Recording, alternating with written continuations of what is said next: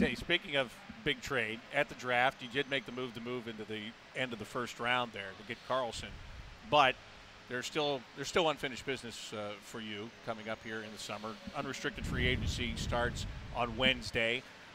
You could still make a deal. How are you looking at your team right now and what you'd like to tweak between now and the start of the season in October?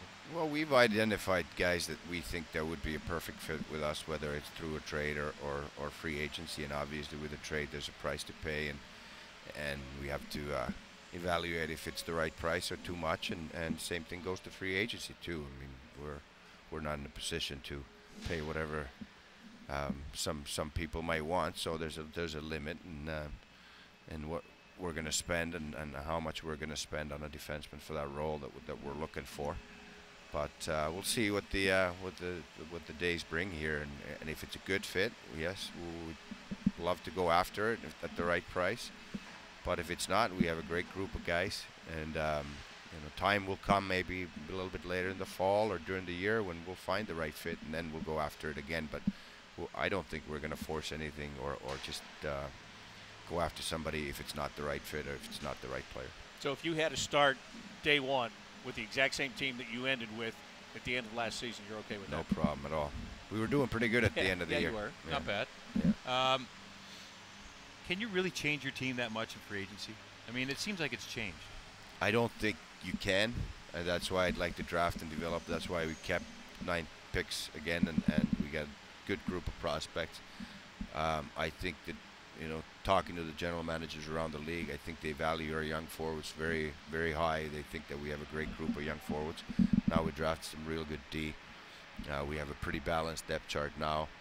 I think that's the way to build a team, is through drafting and developing. But sometimes there might be the right free agent available that you know well, and you know that's going to be a fit with you. But I don't think too many teams have been successful in building through free agency, and there's a really high price to pay too. So I think we're going to stick to our philosophy with drafting and developing, and if there's a right fit, the right time, and of course we can look through the free agency as well. Do you believe, an example this weekend, Robin Leonard goes back to Tim Murray. He's got a familiar situation. We had discussed, does that really work, giving a guy a second chance? I guess in this instance, you just mentioned if you know a guy really well. Is that a familiar thing for you? As you've known a player, you maybe need some time to grow up, you bring him back, you know what you're getting in that position. Yeah, when we evaluate players and we scout them, we think we know them, and then you get them to your own team, and there's a lot of surprises too, when you get to know the person and what type of teammate he is. This is not an exact science, but when you have a history with a player that you know basically inside out, having spent years with them in the same organization, you know the personality, you know the work ethic, you know the living habits off the ice and all those things. So there's a lot less risk that way when you know the guy inside out. So yeah, I believe in that kind of approach. If there's the right player available that you know inside out, yeah, it's a little bit safer to go after a player like that than going after a player in free agency that you know through evaluating, watching, and scouting, but not personally as well. They changed the rules a couple of years ago where you're in that open period right now where you're allowed to talk to guys. You're allowed to bring them in if you want to, let them look around your city before the signing period. Have you had discussions? Anybody coming in?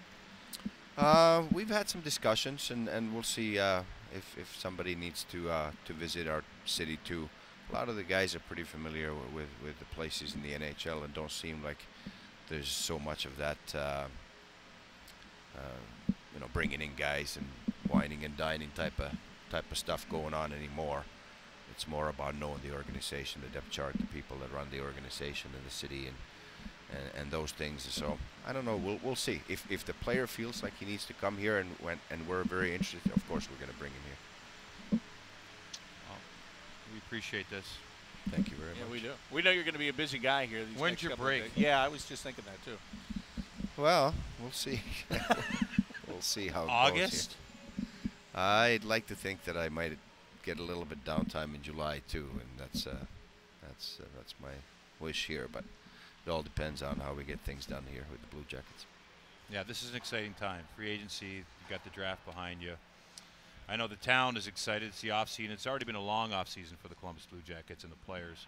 you keep an eye on some of the players now, where they're working out, what they're doing, what their mindset is here as we head into July. Your current team roster from last year. Yeah, all the time, and obviously our mindset is that we're going to have a lot shorter off season next year. So I think guys are working hard. They're on the program, and they're, again, I'm going to say this again, that we have a young group that we feel that is going to get better from just growing and developing from inside. Our young guys are going to get better. They're going to get stronger, faster. 1 year of experience more under their belt. So I think there should be big improvement from that. And again, there's going to be great competition on the forward side, which is going to it should drive the more experienced guys as well, because nobody wants to lose their job in this league. It's a privilege to play in the National Hockey League, but there's some good young players pushing for those jobs. So everybody's got to be alert and making sure that they're taking care of themselves and developing in this off season, whether you're young or a little bit more experienced. Are you comfortable if you have to put a player with a one-way contract in the American Hockey League? Well, I don't know if you want to do that too much, but it seems to be a growing trend in the National Hockey League that if you really want to have good depth, you're going to have to sign a couple of those guys, more experienced guys that you know that you're going to get a few games from, and they might not make your team, but they're down there, and you know that, especially on defense or center position, yeah, they can come up and play 10 to 20 games if you have a lot of injuries like we did last year. What about guys like Wenberg and Dano, who performed so well last year? Paul Castron was just on with us, and he said we've got to make sure that those guys don't think that they have it made. How do you do that with those young players? Paul is absolutely right, and we've had some meetings and phone calls to make sure that they know that we're watching, we're evaluating them in the off season too, and Dano's here now, and Wenberg visited, and yeah, you got to earn your spot again. That's for sure. There's nothing's going to be given for young players or more experienced players. There's going to be a lot of competition, and you better be ready. I hated the draft and free agency when I was on a team, because you're looking at positional, and then they pick someone that's similar to your position. You're like, what are they doing? And I never relaxed in the summer. It's like always like kept you working though, right? Always working, and that's a good thing you guys got going. Maybe you should have him make the phone calls for you. Yeah, I could do that. Yeah. I can go to Sweden and what is it? Czech. We got a couple of Finns now too. So Finns, yeah, I got to make it over to Finland. Jody played in Finland, so he's got to. Got to get back in the summer. That's where he got the hands, right? Yeah, exactly. What hands? Yeah, right. Jarmo, thank you so much. No We appreciate it. Appreciate your time.